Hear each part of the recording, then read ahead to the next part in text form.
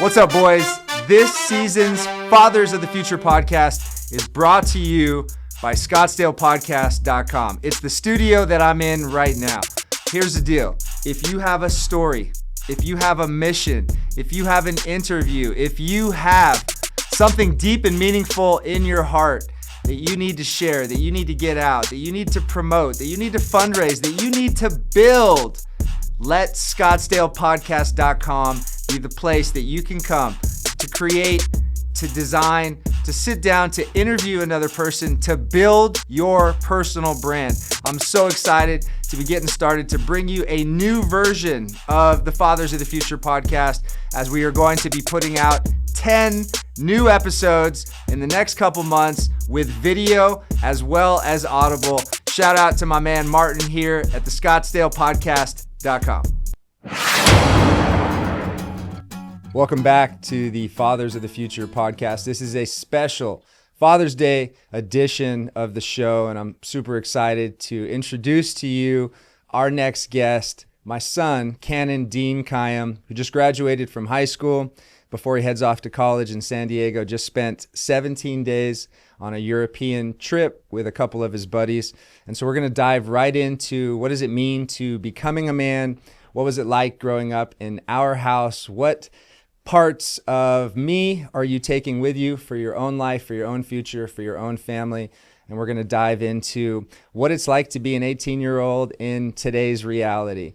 And so without further ado, I'd like to introduce you to my son, one of the reasons why Fathers of the Future even exists, Kanon Kayyem. What's going on, you guys? How's it going? Welcome to the show. Let's start with Europe. We kicked off a short family vacation to Amsterdam. And then we came home and you continued on. Tell us about that journey. You just got home yesterday. Where did you go? What did you see?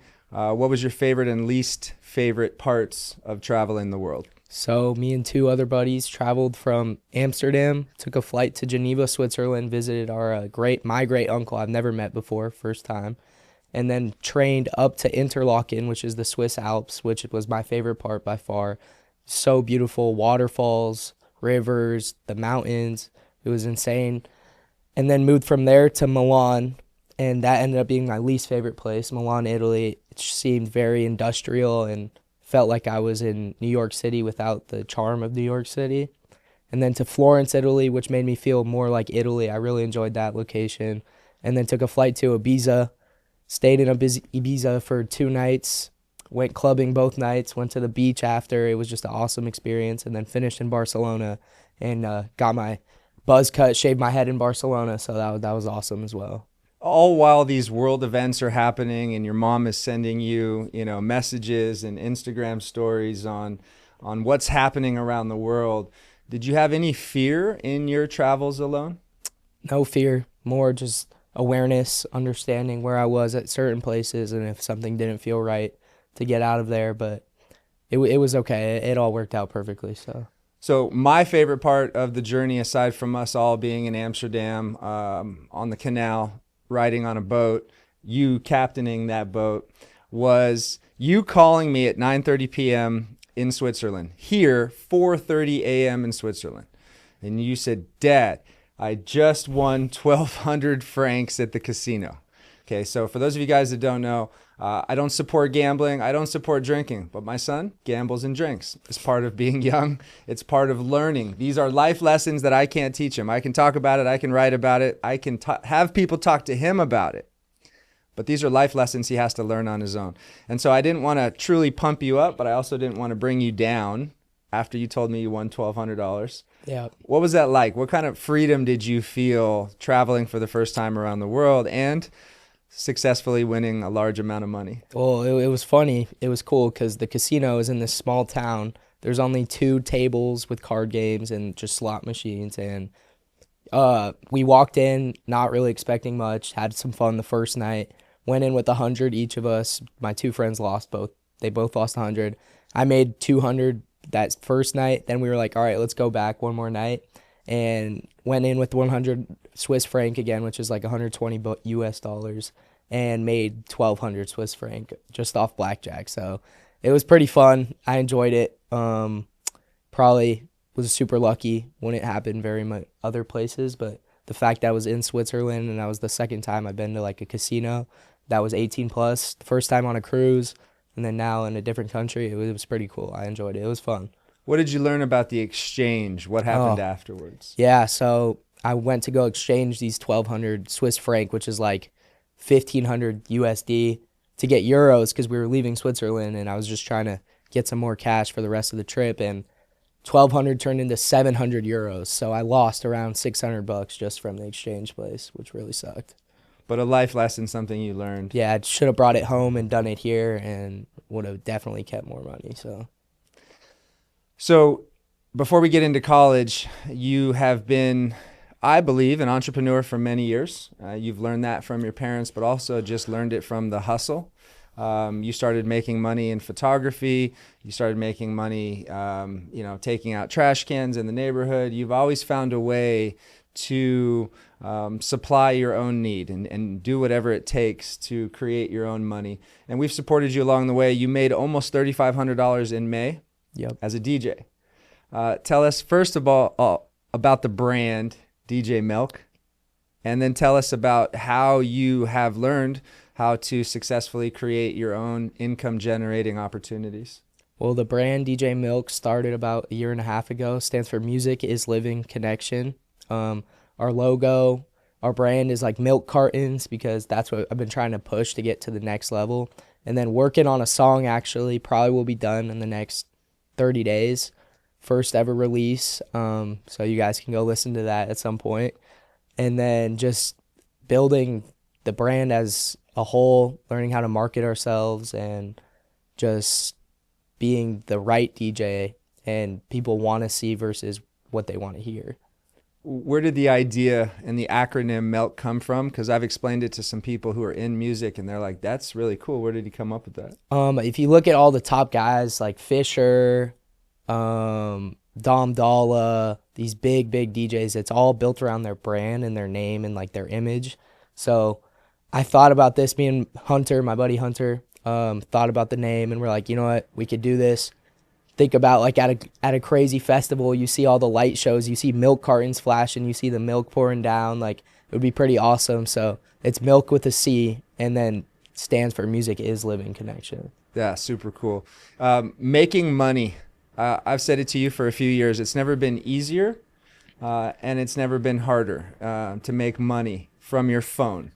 And whether it's selling something or reselling something on Marketplace or selling yourself, you've been able to do that. And for me, it's very comforting, and your mom, to know that like you're self-sufficient. Yes, we support you and we provide for you, but if you took off on your own and never came back home, we know that you would be okay. You'd be able to not only survive, you'd be able to thrive.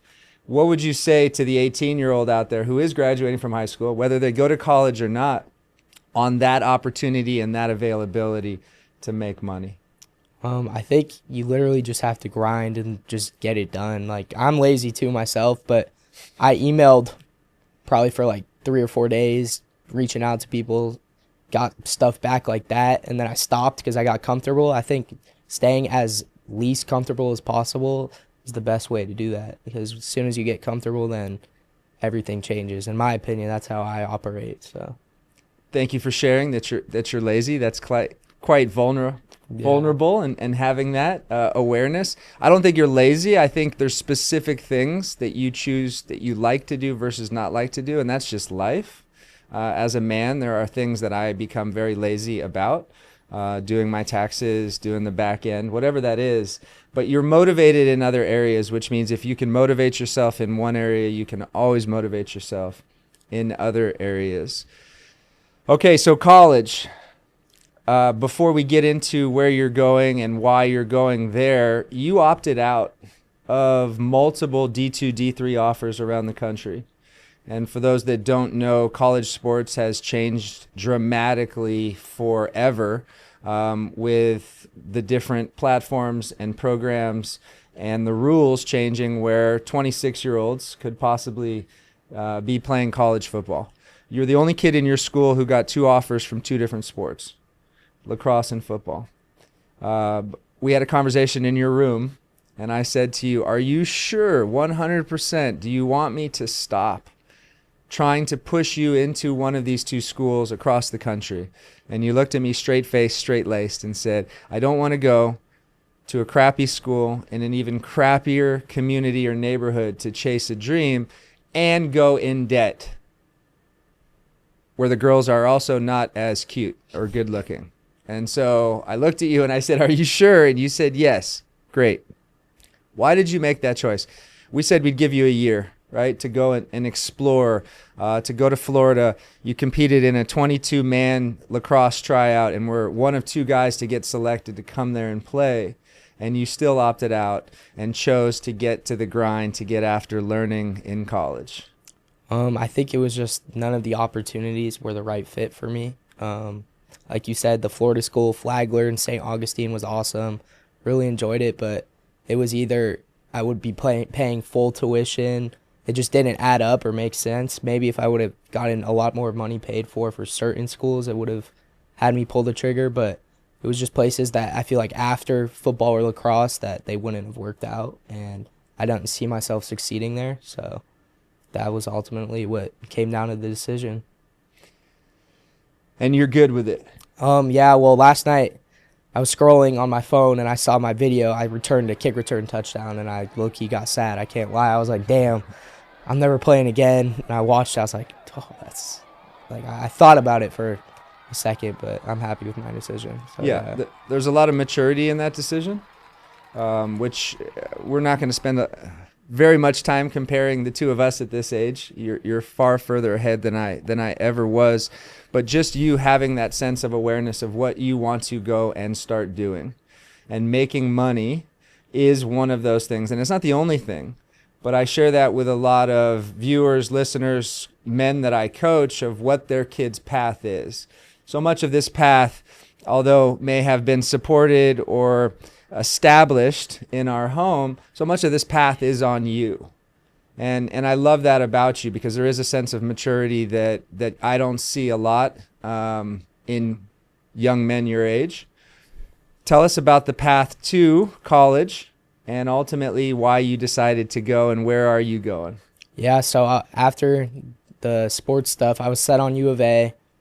I had a lacrosse game, broke my ankle, super bummed out. And then 2 days later, I got accepted into San Diego State, where my mom went. It's always been my #1 school, near the beach, near the water, perfect location, and set. So I'll be studying finance at SDSU in the fall.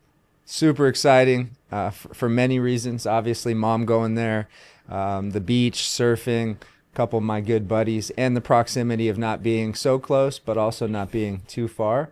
You're stoked, you're pumped, you're amped. You got two roommates, one you went to high school with and played football with, and one who is also a baller who you're just getting to know. What are you most excited about? Because the freedom is already there. You know, I believe you have that right now. You can pretty much go and do what you want, and we give you that permission, knowing you make great decisions.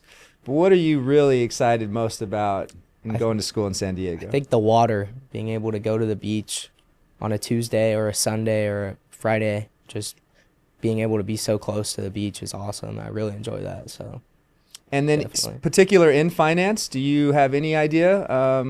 Hopefully the ultimate goal is wealth management and own your own firm, but that would be cool. That's awesome. Yeah, I love that. That's the first time I've heard it like that. That's awesome. All right.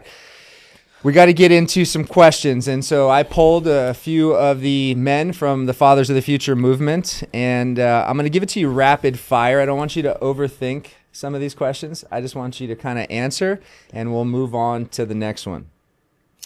What does it mean to you to show up? I think showing up is being there for yourself first and then everyone else around you, whether it's a day-to-day thing or something super important that you made a commitment to. For me, if I say I'll be there, I'll be there. So that's what showing up is. And like you had the truck with the license plate, now it's my license plate. On the back of it says show up. Everyone, I don't know if it's making fun of me or says show up truck, show up. So it's definitely a staple. It's in you. Yeah. When do you know when you're not showing up?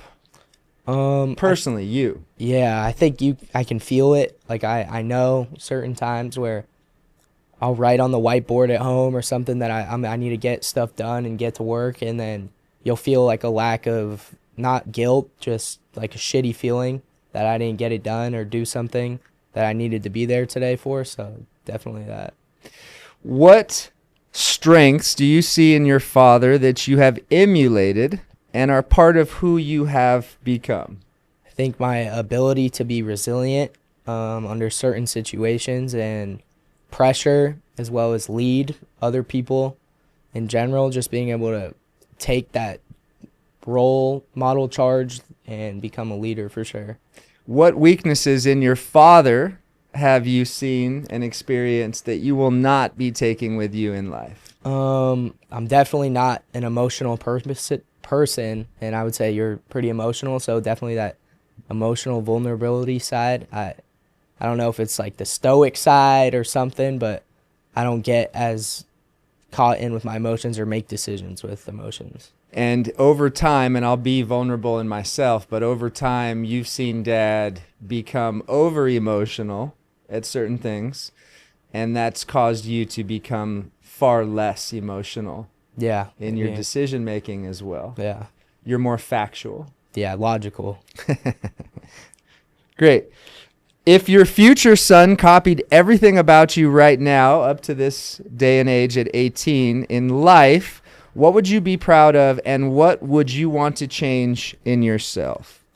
Be proud of being a leader and being there for other people and a positive impact, and then change stupid decisions that high schoolers make and acting freely, acting like you don't care about certain things, and then probably just working a little harder, because maybe you could have gone or playing lacrosse. Actually, if you would have played lacrosse from a 7th grader at a younger age, playing lacrosse, I would change that. Yeah. Okay, so let's add a sub question. Going into the future, if you have a son, first, what sports are you putting him Golf. in?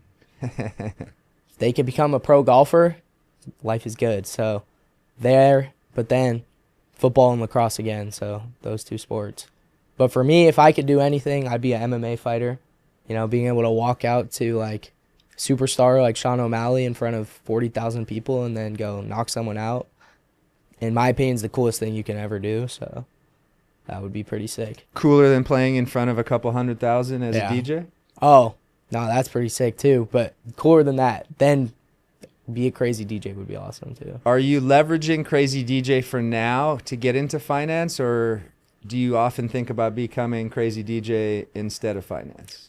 Both. I mean, the biggest thing I would say is going from a local DJ to a national DJ to an international DJ, and it all starts with your own music. So now I'm starting to create stuff, and that's the game changer. So hopefully, like you said, it's so easy to make money now, and it's even easier to get views like on TikTok. So, I mean, our DJ account, my mom's team helped us put it together. We weren't really grinding, and then we decided one day, let's turn it on, and we got 1 million likes, have like 5,000 followers in like 30 days off of it, and then it got hacked. So we're starting from ground zero now, new account. Instagram's still rolling, but it's super easy to promote stuff and just go viral. So I think that's the biggest goal. Shout out to Kayyem Marketing, Grace Hubert in the house for promoting and building that part of the brand. And so you don't have to decide on either of those two things. Next question, as it relates to your future self, what is the one value you would fight to instill in your own kids no matter what? Resilience and mental clarity, mental toughness, and knowing that anything's achievable with your mind. What happens if you have 3 girls? Yeah, see, that's tough. That's hard. It's a lot different. I don't know. I'll have to get to that if that happens. All right, a little vulnerability on your behalf. When did you last cry, and what did it teach you about yourself? As a leader on Kairos in April, that was probably the last time I cried. I went on Kairos, which is a Catholic retreat my school does, as a candidate, and then came back 3 months later as a leader and opening the letters from all your close friends and families definitely made me cry, tear up a little bit. And it just makes you feel vulnerable. And it's a good thing to feel that way and understand your emotions for sure. Do you remember a time when you were younger, specifically in baseball, where I told you of the leadership qualities that I saw in you and you said you didn't care? I don't want to be a leader. I only care about myself. Yeah, I do. I think that was freshman year too, sophomore year too maybe, but definitely takes time and growth. Your speech in Kairos resembled that some. Would you share just with the listeners what your realization was as to your gift and growth in leadership? Yeah, so a lot of my speech was about transferring schools from public to private school and not enjoying it at first and then realizing this is where I was meant to be and just being able to grow and adapt and change and understanding that change is good. You have to be open to it and just understanding your resilience through going through things such as injuries, especially a few of major ones, and adapting and being more available after them. Your mom and dad are completely different characters. It's beyond opposite attracts. It is true polarities, and it's worked for a very long time. What have you seen in your mom as an entrepreneur, as a businesswoman, as a highly successful leader that you're taking completely separate than me in your journey forward? I think what I love is she gets shit done. So if she wants something, she gets it and takes it no matter what. So that is huge, and I love that I have that part of my mom for sure. There's one thing you'd like to say to your mom right now for the rest of your life. What would it be? Love you, Mom. Always remember that. Always remember that. All right. Couple more questions. What is your greatest fear? There's a lot of turmoil happening right now around the world. Obviously, with social media, things are polarized. Things are taken out of proportion. There's a lot of world events right now that are happening at a time where you're just beginning your journey as a young man into the future. What is a fear of yours growing up in today? I don't think it's anything outside of like my own bubble and headspace. It would just be failure, and knowing that I have all the opportunities in front of me from you, from Mom, and so many things possible for me. It's just not making it happen and failing. All right. What questions do you have for me that you'd like to put out to the world? I'll start light, normal. If you could live anywhere else besides Scottsdale, where would you want to live? I'm going to put San Diego in front of Maui right now at this stage in my life for the ocean. Obviously, to be close to you and to be in SoCal. I don't know if I'd want to live in California ever again, but I would say spending some time in San Diego and then Maui. Okay. And then what is your favorite tattoo you have? Oh, man. Great question. So this One Love represents a mission and a mantra that I got after your grandma passed away. And so that's an important one. I will tell a funny story since we have time, especially for the men out there or the young men who don't have tattoos yet. I have a tattoo of your mom's middle name on my bicep. Well, your mom and I broke up. And so the girl I dated didn't like that. And so I got that tattoo covered up. I broke up with that girl. Unfortunately, I didn't get a tattoo of her on me, but I got married to your mom. And so I got the same tattoo put back on, just in a different place. Now, the good news is your daughter's middle name is the same as your mom's middle name. My daughter's middle name is the same as mom's middle name, as grandma's middle name, the name Joy. But before you go and get a tattoo of a woman, decide that you're not going to ever change it no matter what. Before you get a tattoo of anything, decide that you want to live with it for the rest of your life. Sir. Are we getting into the more sticky ones? You have a big one here? Is there anything that you wish you would have done different in your life? In my life or in raising you? Sure, in raising me. So we talk about this a lot on this podcast and in the coaching and in the programming. Creating an I am statement. It's a personal mission mantra for yourself. I am the man, husband, father, leader, and coach I always wanted in my own life. That's a staple in the assignments that I give the men that I work with, is to have that, to craft it, to create it, to design it, to know it, to live it. I feel like I have done that. There are times where I have been demanding of you, where I've challenged you, where I've pushed you. There's been times where I've loved on you unconditionally and never responded or replied and just let you be. I've just held space for you. I feel that I've done that in a good way. There's too many men that force so much on their kids, like playing college sports or high-level competitive sports, or beating their kids up for grades. I've said this for a long time, and this is not a diminishing comment. You're the smartest dumbass I know, and I think that's a really positive when you look at it from the choices and decisions that you make. So I don't think that I was too hard on you. No. I don't think I was too soft on you. I think that's the happy medium in between, where you can come to me for anything, but you also know that if you're going to come to me for something, I'm going to kick you in the dick if it's something that you can change or you can do differently. So that would be the only response to that question. I definitely would have put you in golf sooner. There you go. Absolutely. All right, one more question. What's your favorite memory with Camille or I together? Okay, so this has not been an emotional graduation or season, and we got Martin of Scottsdale Podcast celebrating his birthday here in the house, the engineer on this podcast who has 2 young daughters, who's celebrating his birthday. I didn't get emotional once with you graduating, turning 18, and even going off to college. It's time.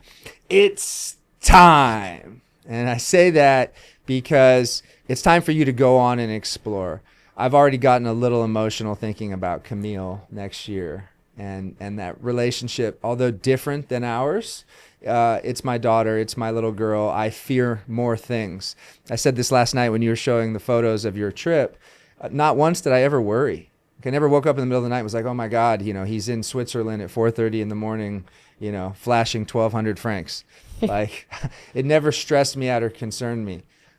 Because of the vulnerability of women, because of the coaching and training that I do with men, it's a lot scarier and fearful for me.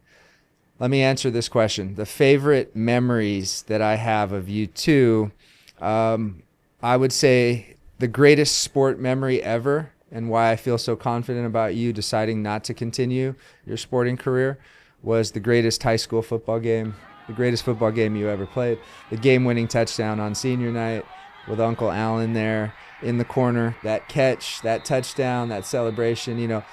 I've been telling guys this for years. The intensity of the training of my kids was not to get them to the Olympics or to the pros. It was to get them to a high level of competition so that they could have a successful high school career.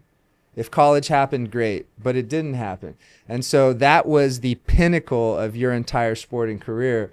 That last drive, that last catch, that last play, and that last touchdown.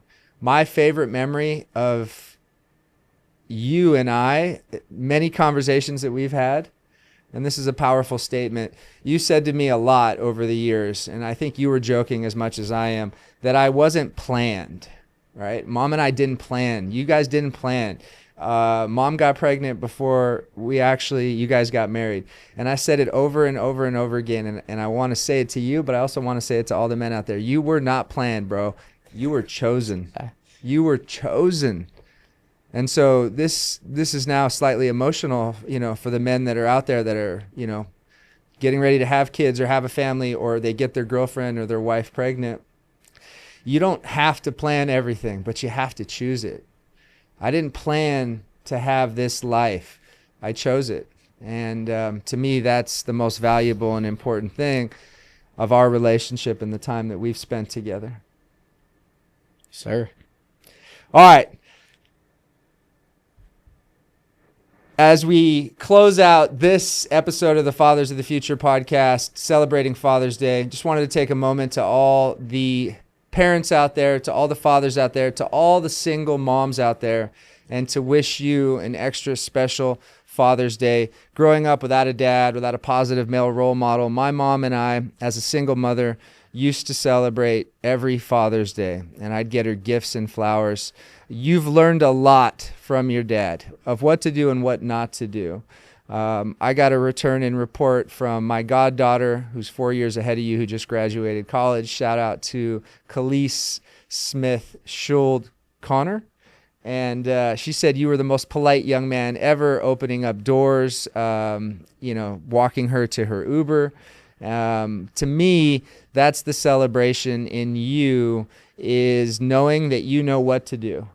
And you're not always going to do it. And that's okay. But having that awareness and that emotional resilience to make the right choice, to make the right decision, is something I'm super proud of.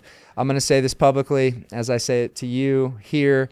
I am beyond proud of who you have become. And I know you still have a lot more growing and doing and failing forward to have, but I couldn't be more proud of the 18-and-a-half-year-old young man that you are. I know you're prepared for the world. I know you're prepared to not only grow your life, but to help others in their own mission to become more and more successful. Sir. And I love you unconditionally. You too. And you can always come home no matter what happens, at any time of day, any reason, any place. You know you can call me. Shout out to everybody out there celebrating Father's Day. Wanted to say thank you for being here. You could have been anywhere else in the world. You could have listened to any other podcast, but you chose to be here to listen to this one. Thank you to my guest, to my son, Kanon Kayyem. I appreciate you. I love you. If you got something out of this message, all we ask is that you pay it forward. You send it out to somebody. You send it to somebody who may be struggling with their relationship with their dad or connecting with their own son. And I say this all the time in my content and in all my coaching. You must always meet your kids where they are, when they are where they are. As they evolve, you can't coach them the way or train them or teach them when they were 5 or when they were 10 or even when they were 18, but meeting them on the level that they are at that point in time. My name is Coach Luke Kayyem. I'm the founder of the Fathers of the Future movement. We appreciate you for being here today. We'll see you soon. So check out ScottsdalePodcast.com and reach out to my man Martin to build your podcast now.